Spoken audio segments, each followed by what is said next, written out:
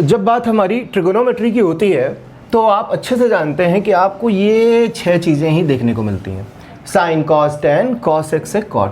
पूरी ट्रिग्नोमेट्री में आपको यही मिलेगा, या फिर कांस्टेंट टर्म मिलेंगे जैसे अचर पद 5, 10, 8, 3।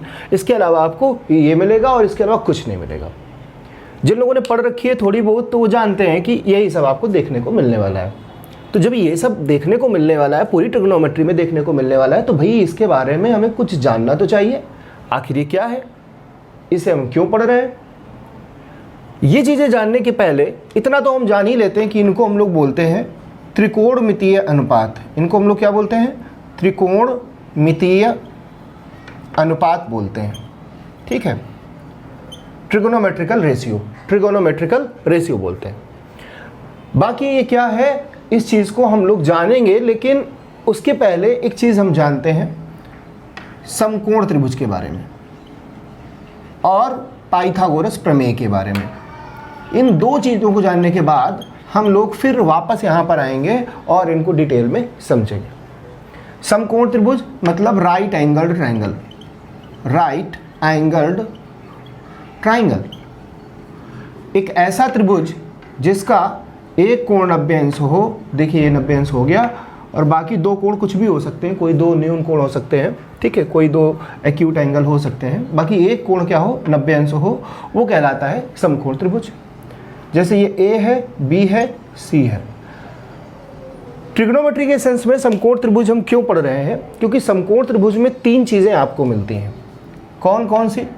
लंब, जिसको हम लोग बोलते हैं परपेंडिकुलर,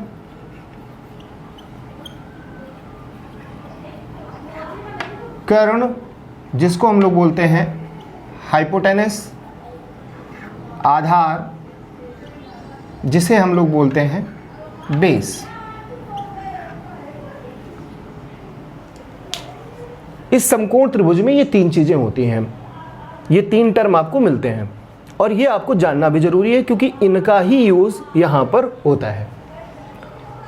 लंब क्या होता है, कर्ण क्या होता है, आधार क्या होता है, समकोण त्रिभुज में हमें ये पहचानना है।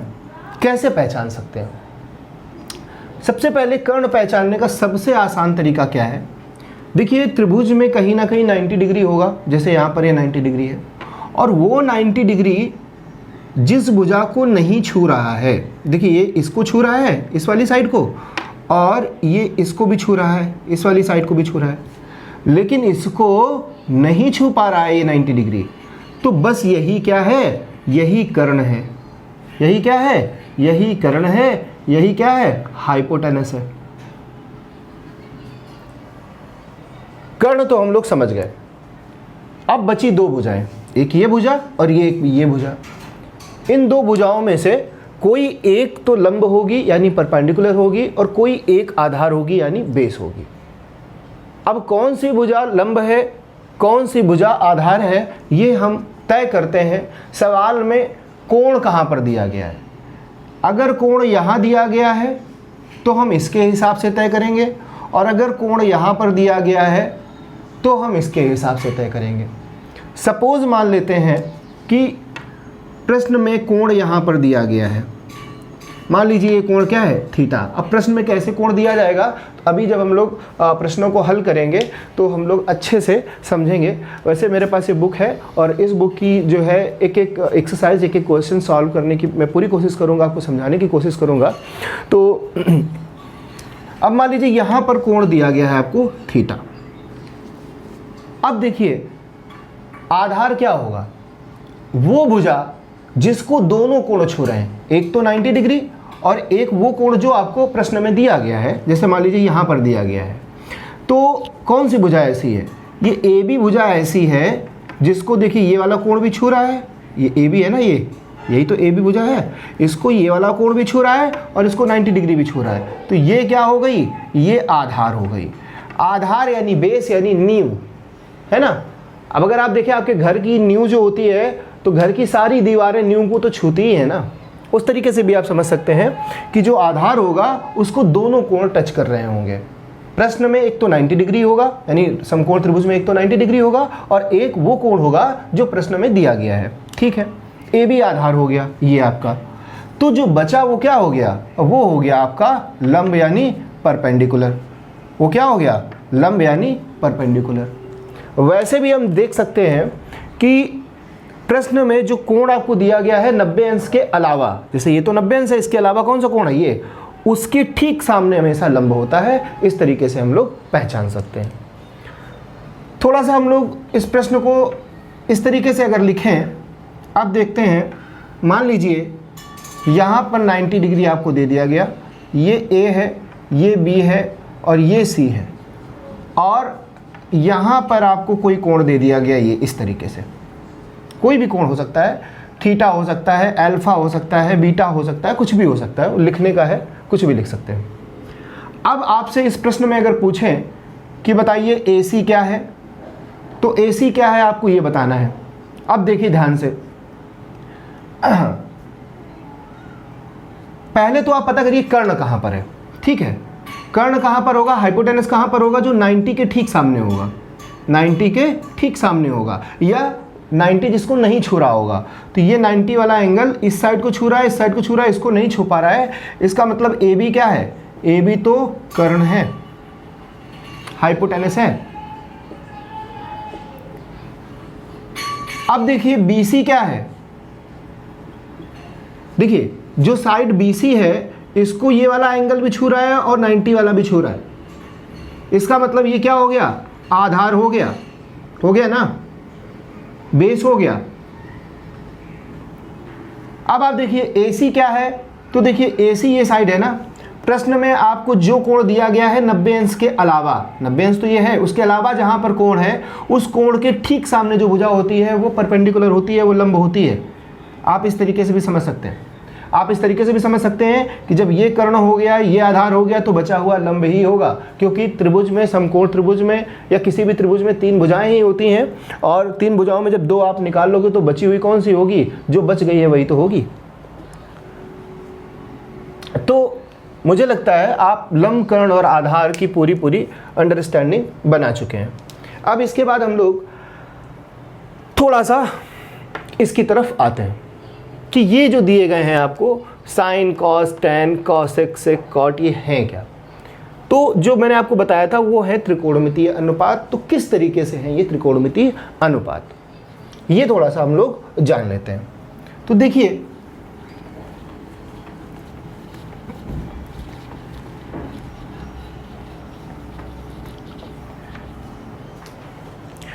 मान लीजिए कोई समकोण त्रिभुज है, ये इस तरीके से कोई समकोण त्रिभुज है, ये A है, ये B है और ये C है।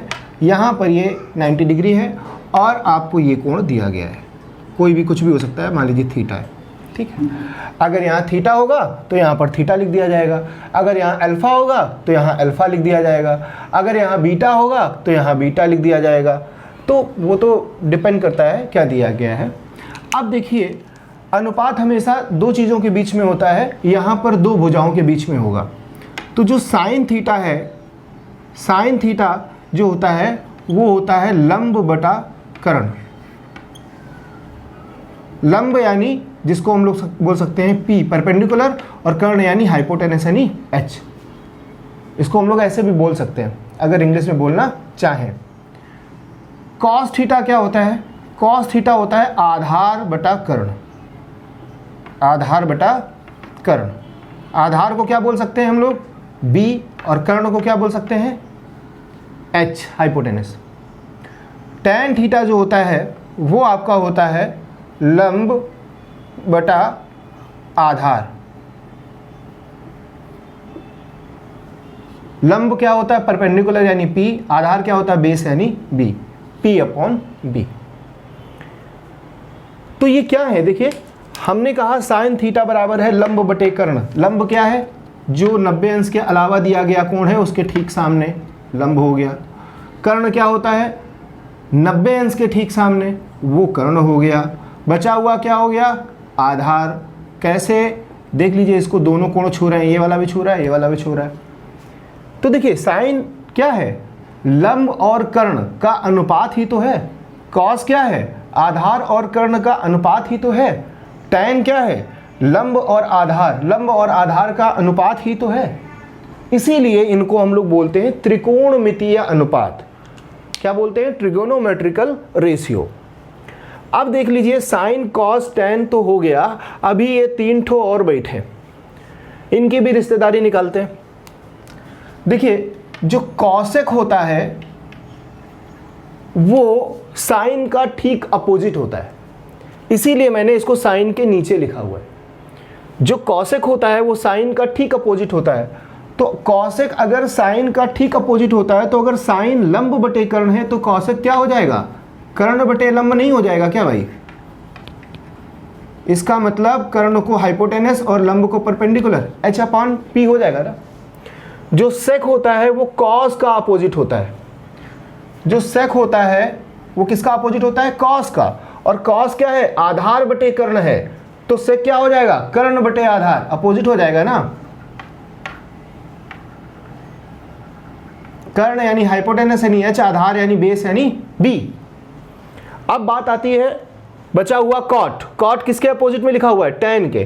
तो कॉट किसका अपोजिट होता है? टेन का। तो कॉट थीटा हो जाएगा, जो टेन है उसका ठीक अपोजिट कर दो। ये लंब बटे आधार है तो कॉट क्या हो जाएगा? आधार बटे लंब। क्या हो जाएगा? आधार बटा लंब। आधार यानी बेस और लंब यानी परपेंडिकुलर। तो ये जो sine cos tan cosec sec cot है, ये त्रिकोणमिति में जो हमारा राइट एंगल ट्रायंगल होता है, समकोण त्रिभुज होता है, उसमें किन्हीं दो भुजाओं का अनुपात है। ये बात तो आप समझ गए। जैसे अगर हम सेक के बारे में देखें तो किसका किसका अनुपात है? कर्ण और आधार का। कर्ण और आधार का। जैसे अगर हम टेन के बारे में बात करें तो किसका किसका अनुपात है? लंब और आधार का। लंब और आधार का। ठीक है, तो इनको त्रिकोणमितीय अनुपात क्यों कहते हैं? मुझे लगता है आप अच्छे से समझ गए कि ये त्रिकोणमितीय अनुपात क्यों है। अब थोड़ा सा ये याद करना कठिन लगेगा आपको कि साइन थीटा बराबर लंब बटे कर्ण है, कॉस थीटा बराबर आधार बटे कर्ण है, टेन थीटा बराबर लंब बटे आधार है। थोड़ा याद करने में दिक्कत होगी। तो आपको ये चीज़, ये सीक्वेंस याद रखना है। Sine cos tan cosec sec cot, इस तरीके से लिखा जाता है। ये आप थोड़ा सा अपने माइंड में फिक्स कर लीजिए। Sine cos tan cosec sec cot, इसी सीक्वेंस में आप अपने माइंड में फिक्स कर लीजिए।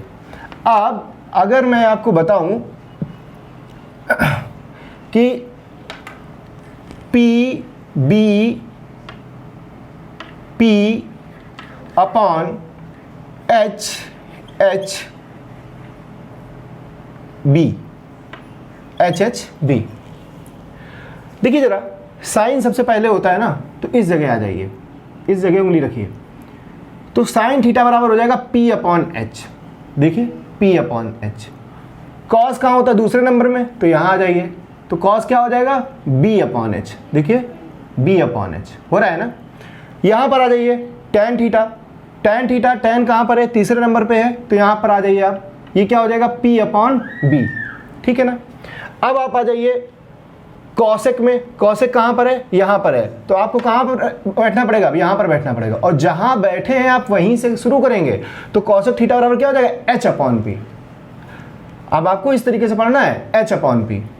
सेक थीटा क्या हो जाएगा? देखिए इस जगह आएगा ना सेक, तो ये क्या हो जाएगा? h upon B. Sec theta देखिए h अपॉन बी। और कॉट थीटा क्या हो जाएगा? देखिए कॉट यहाँ पर है, तो ये यहाँ पर आपको आना पड़ेगा, और ये क्या हो जाएगा? b upon P. कॉट देखिए b अपॉन पी। तो आपको ये याद रखना है p अपॉन एच बी।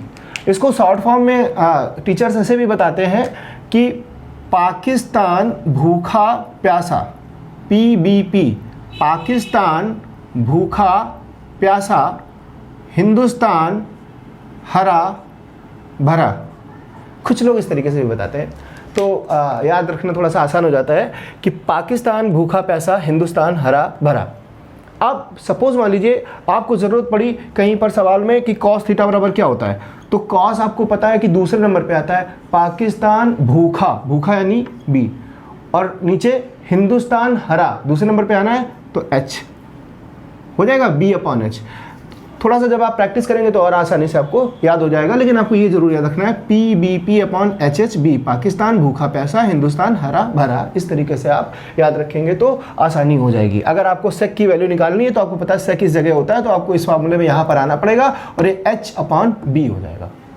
ठीक है, अब कुछ लोग कहेंगे भाई हिंदी में कैसे समझा जाए, तो हिंदी में समझने का तरीका है LAL/KKA, LAL/KKA। ऐसे भी पढ़ लेते हैं लाल बटे कक्का, लाल बटे कक्का।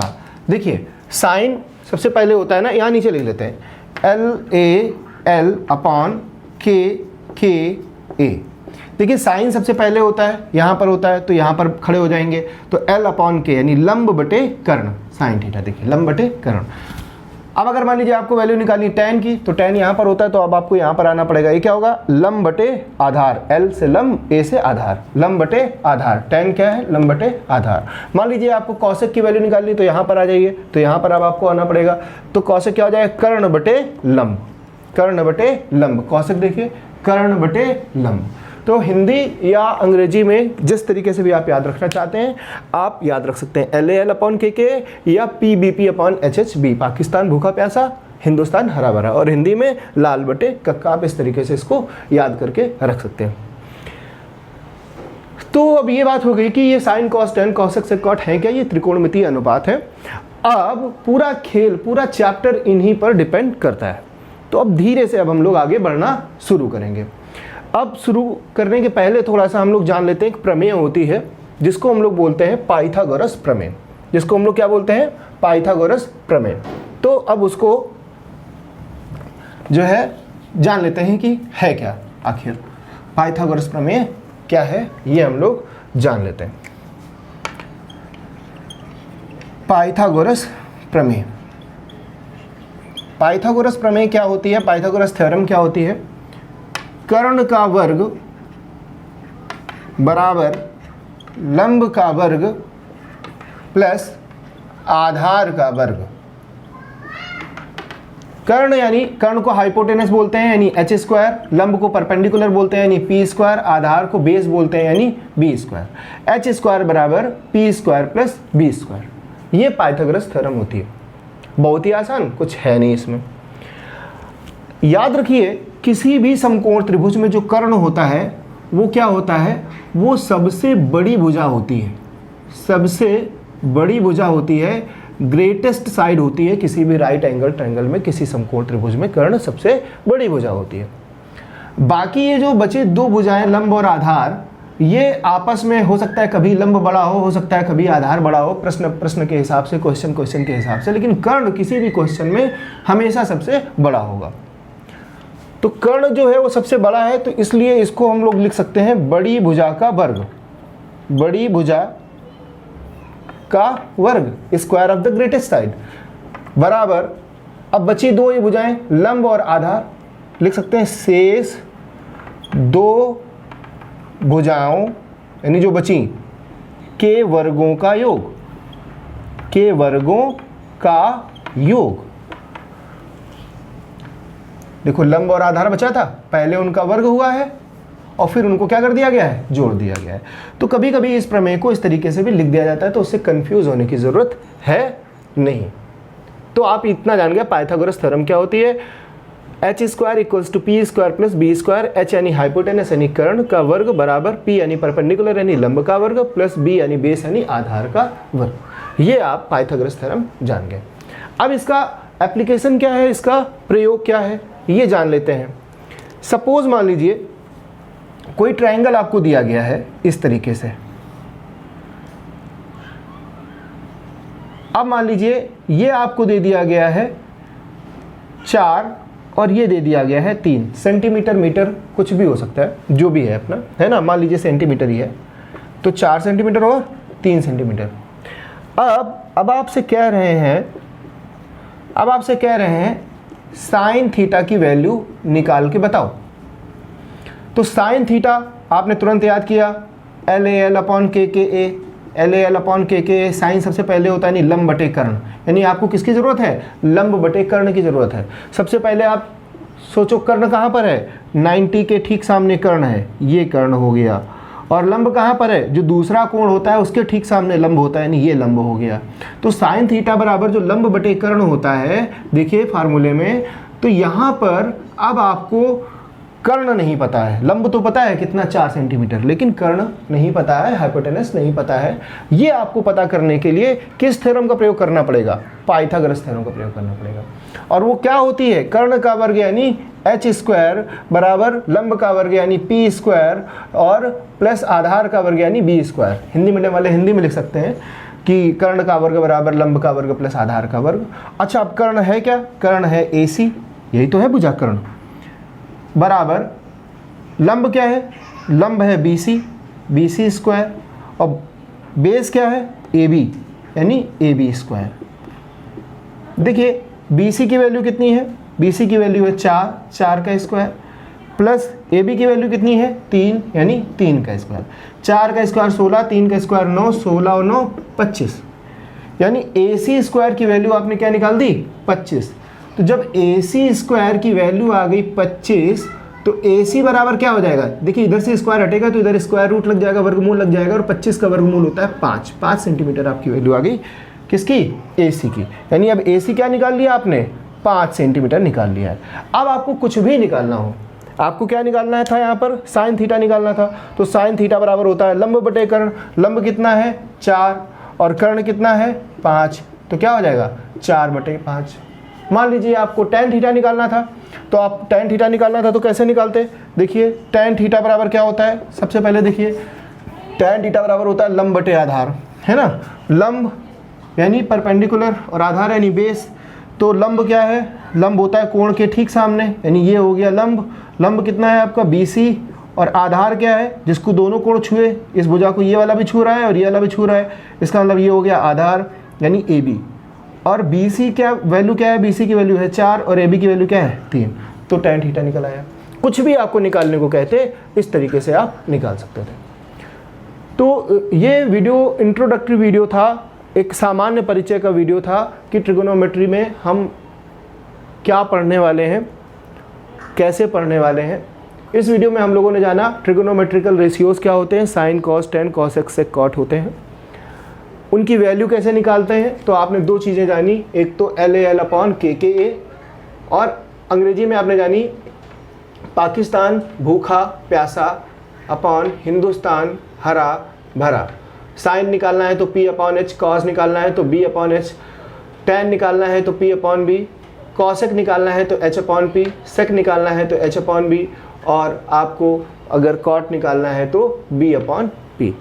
और इसको सब याद रखने के लिए आपको ये ज़रूर याद रखना पड़ेगा कि यहाँ साइन होता है, फिर कॉस, फिर आपका टैन, ठीक है। साइन के ठीक नीचे कॉसेक होता है, कॉस के ठीक नीचे सेक होता है और टैन के ठीक नीचे कॉट होता है। आपने ये भी जाना कि जो साइन और कॉस होते हैं, साइन और कॉसेक होते हैं वो आपस में अपोजिट होते हैं। आपने ये भी जाना कि जो कॉस और सेक होते हैं वो आपस में अपोजिट होते हैं और टैन और कॉट जो होता है वो आपस में अपोजिट होता है। तो हम लोग इस तरीके से भी लिख सकते हैं,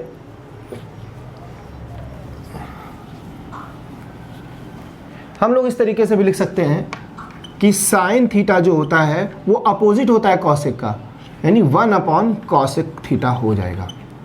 किसी का मन हो वो ऐसे भी लिख सकता है कि कॉसेक थीटा जो होगा वो फिर साइन का अपोजिट हो जाएगा। बात तो वही है ना, जब साइन कॉसेक का ठीक अपोजिट है ना, तो कॉसेक साइन का ठीक अपोजिट हो जाएगा। अपोजिट इन द सेंस आपका अपॉन में, 1 के अपॉन में हो जाएगा। अब ऐसे ही कॉस थीटा बराबर हम लिख सकते हैं 1/sec थीटा। किसी की मर्जी हो तो sec थीटा बराबर लिख सकता है 1/cos थीटा, बात वही है। वैसे ही tan थीटा बराबर हम लोग लिख सकते हैं 1/cot थीटा, और वैसे ही अगर आपकी मर्जी है तो cot थीटा बराबर लिख सकते हैं 1/tan थीटा। तो ये भी फॉर्मूले तो इनको क्या कहें, पर फिर भी ये एक रिलेशन है जिसे हमें याद रखना है। और पाइथागोरस थ्योरम आपको याद रखनी है, कर्ण का वर्ग बराबर लंब का वर्ग प्लस आधार का वर्ग। और आपको ये जो 6 ट्रिग्नोमेट्रिकल रेशियोज बताए गए, 6 त्रिकोणमितीय अनुपात बताए गए, ये आपको याद रखने हैं। थोड़ा सा इस सीक्वेंस में याद रखेंगे तो इन दोनों ट्रिक्स का हम लोग अच्छे से प्रयोग कर पाएंगे। अब अगले लेक्चर में हम लोग शुरू करेंगे। देखिए मेरे पास ये बुक है डॉक्टर मनोहर रे की, और मैंने भी इसी बुक से पढ़ा जब मैं छोटा था, 9th-10th में था। तो इसी बुक से हम लोग एक एक एक्सरसाइज और कुछ इंपॉर्टेंट जो एग्जाम्पल्स होंगे उनको भी हम लोग सॉल्व करेंगे। तो धन्यवाद।